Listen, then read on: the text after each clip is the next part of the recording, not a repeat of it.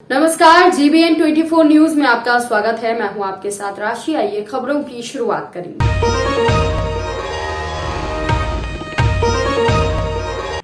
अलवर रीट का paper leak होने के मामले को लेकर बुधवार को भाजपा के जिला अध्यक्ष, MLA और कार्यकर्ता पुलिस से भिड़ गए। भाजपाई विरोध रैली निकालते हुए कलेक्टोरेट पहुंचे। वहां मुख्य गेट पर पुलिस ने रोका तो भाजपा के नेता व कार्यकर्ता उनसे भिड़ गए।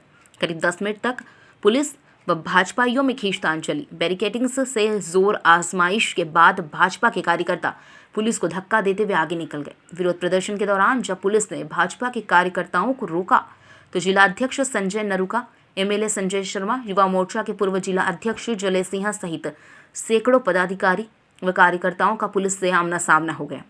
पुलिस ने रोकने की खूब कोशिश की। काफी देर तक धक्का मुक्की होती रही, लेकिन आखिर में पुलिस को धक्के देते हुए भाजपा के कार्यकर्ता आगे निकल गए।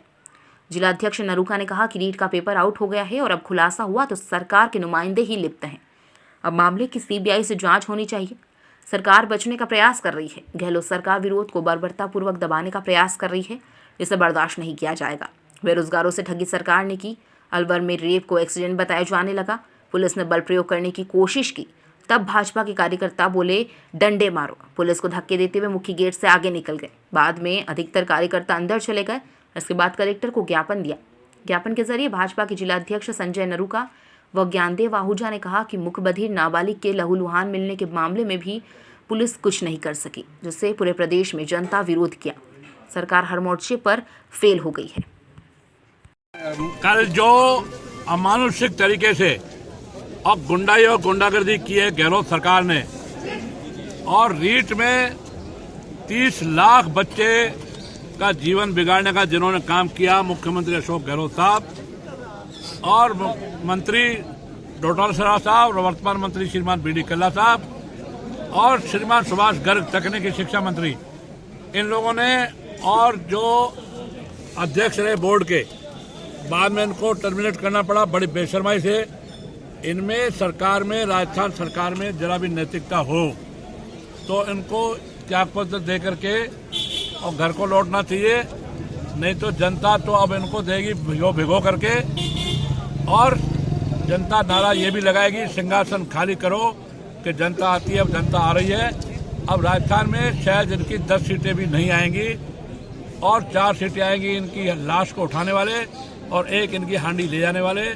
आखिर इनको शमशान में, मरघट में पहुंचाने का काम जनता करेगी। और जनता हमारे से आगे है, अग्रेसिव है। पार्टी राजनीति से ऊपर उठ करके बात है, क्योंकि 30 लाख युवाओं का रीट में, और उसके अलावा और भी कई परीक्षाओं में नकल होकर के, नकल इनसे कंट्रोल होती नहीं, दुष्कर्म इनसे कंट्रोल होते नहीं, हत्या, लूट, बलात्कार इनसे कंट्रोल हो गई। एक पत्रकार वार्ता में खुद श्रीमान अशोक गहलोत साहब ने यह स्वीकार किया है कि 510 दुष्कर्म की घटनाओं पर हमने कार्रवाई की है। इसका मतलब घटना तो सैकड़ों की संख्या में, हजारों की संख्या में है। ऐसी बेशर्म सरकार को अब सरकार चलाने का कोई नैतिक अधिकार नहीं है। तुरंत उनको इस्तीफा देना चाहिए, और नहीं तो हम लोग जो आंदोलन कर रहे हैं। और कल जयपुर में हमारे यशस्वी प्रदेश अध्यक्ष श्री सतीश पुनिया जी भाई साहब और युवा मोर्चा प्रदेश अध्यक्ष श्री मनोज शर्मा जी के नेतृत्व में कल शांतिपूर्ण रूप से धरना प्रदर्शन किया जा रहा था। लेकिन जिस तरह से पुलिस ने अपनी दमनकारी नीति अपनाई आम मंत्रियों के कहने पर, उस समय ऐसा लग रहा था कि पहले लाठीचार्ज तो कई बार देखे, जिस तरह से घोड़ा पुलिस वहाँ पर आई थी ना, तो ऐसा माने जैसे क्रांतिकारियों को, आंदोलनकारियों को अंग्रेजों के ज़माने में जैसे कुचला जाता था, उस तरह से आंदोलनकारियों के साथ इस तरह का व्यवहार हुआ। हमारे युवा मोर्चा के साथी हैं भाई, इनकी भी अभी वीडियो आ चुकी है।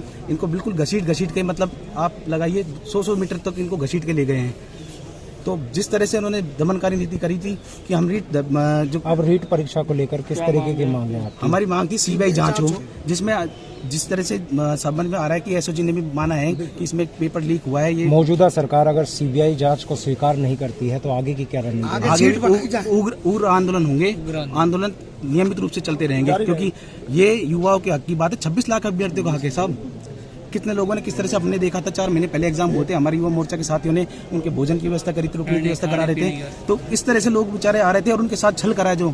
तो इसलिए हम चाह रहे हैं कि CBI जांच हो, जिससे दूध का दूध पानी का पानी हो।